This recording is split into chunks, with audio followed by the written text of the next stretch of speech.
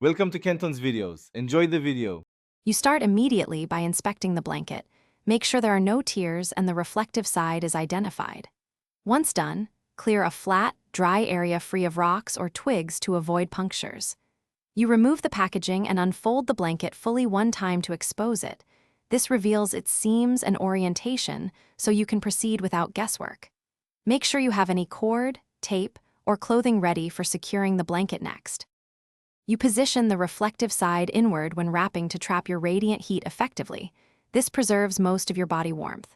Next, pull the blanket snug around your torso and head while keeping a small opening for clear breathing and condensation management.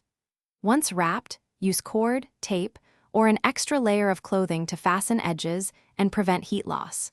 Make sure to adjust tightness so circulation remains good. Comfortable compression helps maintain warmth without cutting off blood flow.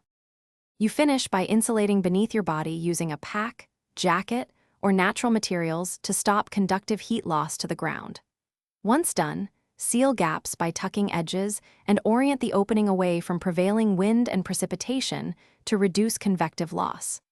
After settling, periodically check for condensation and reposition to a drier spot if necessary. If you need rescue, use the reflective side to signal or flash.